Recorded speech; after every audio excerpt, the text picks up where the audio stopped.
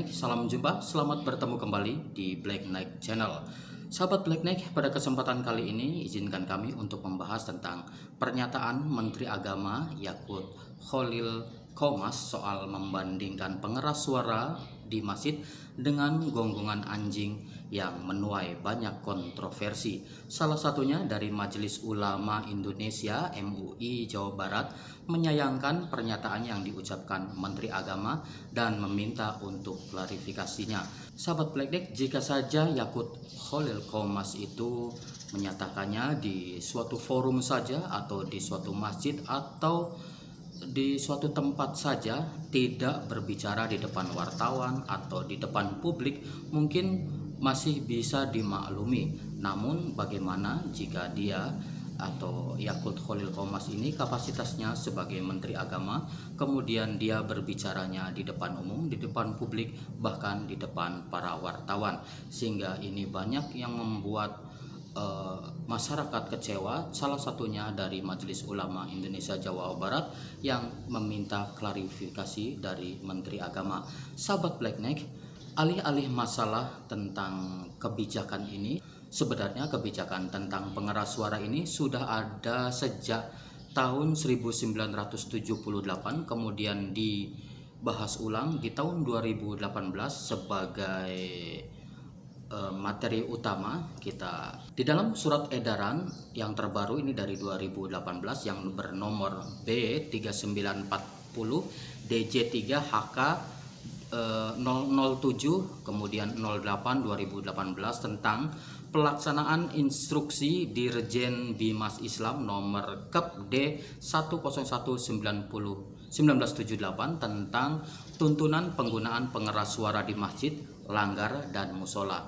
Kita lihat nanti saya cantumkan surat edarannya di kolom deskripsi, mungkin bisa di-download jika diperlukan. Nah, di poin 2 dan 3, di poin 2-nya di sini menjelaskan isi instruksi Dirjen, kemudian yang ketiganya menjadikan surat edaran 1978 sebagai materi utama atau sebagai pijakannya. Sekarang kita akan lihat menimbang ya 1978 bahwa penggunaan pengeras suara oleh melanggar masjid musola telah menyebar sedemikian rupa di seluruh Indonesia, baik untuk azan, iqomah, membaca ayat Al-Quran, membaca doa peringatan hari besar Islam dan lain sebagainya. Saya bacakan kesimpulan akhirnya saja ya. Di sini coba saya rumuskan bahwa yang pertama, aturan penggunaan pengeras suara. Nah, pengeras suara luar digunakan untuk azan sebagai penanda waktu sholat. Di sini dapat disimpulkan bahwa pengeras suara di masjid ada dua, yaitu pengeras suara keluar yang suaranya keluar kemana-mana dan pengeras suara ke dalam. Nah, di sini ketentuannya adalah pengeras suara luar digunakan untuk azan sebagai penanda waktu sholat. Nah, dari sini dapat disimpulkan bahwa sebetulnya untuk azan itu memang sudah dianjurkan untuk menggunakan pengeras suara luar.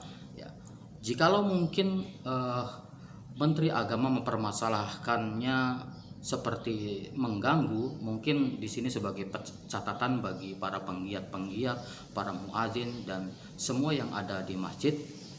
Catatannya adalah bahwa azan memang indah. Ya, tidak ada masalah dengan azan karena memang dia kalimat yang sangat baik.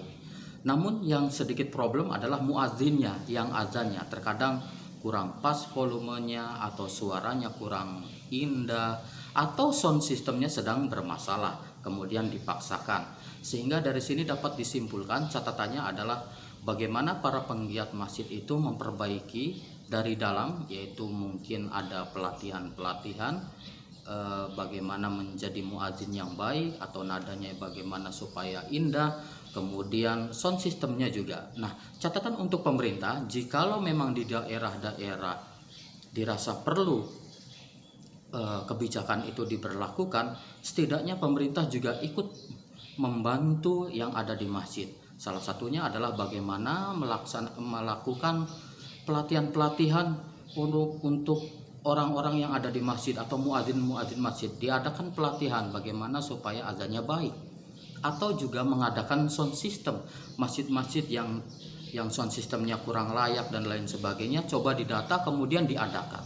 Nah, mungkin jika pemerintah ikut campur tangan dalam hal pendanaan atau pengadaan sound system, sekiranya orang-orang yang ada di masjid juga akan mempertimbangkan kebijakan pemerintah yang dibuat. Tapi dari sini ketetapan dari Bimas Islam di tahun 1978 diulang kembali di tahun 2018.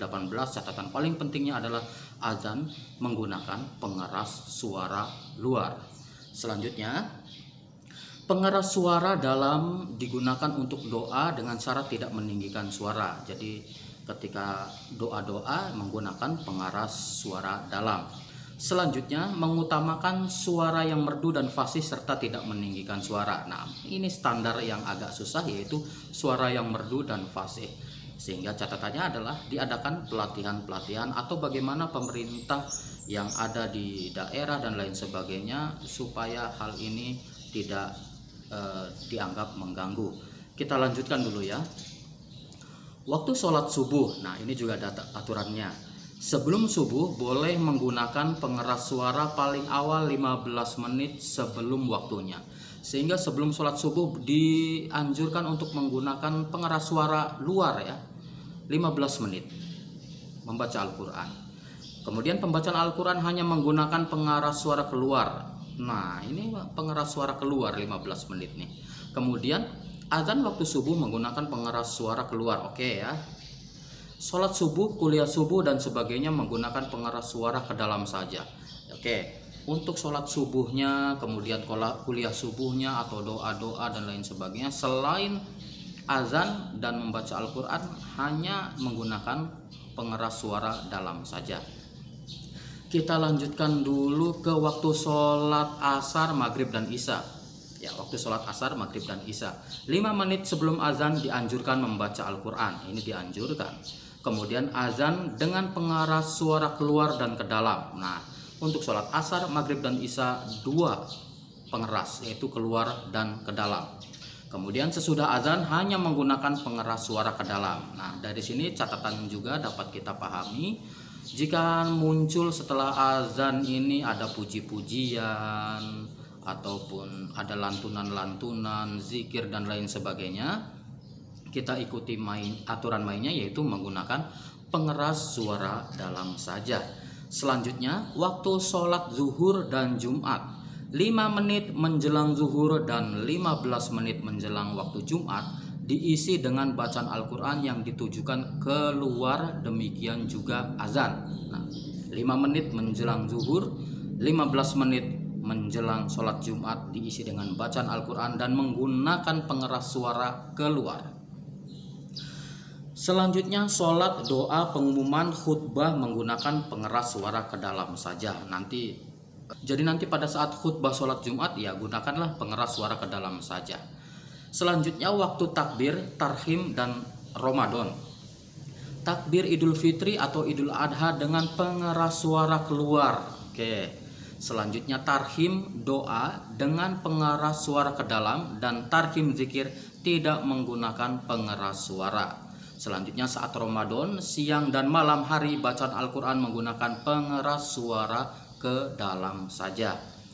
Nah, selanjutnya waktu upacara hari besar Islam dan pengajian dan tabligh hanya menggunakan pengeras suara ke dalam kecuali pengunjung atau jamaahnya meluber keluar.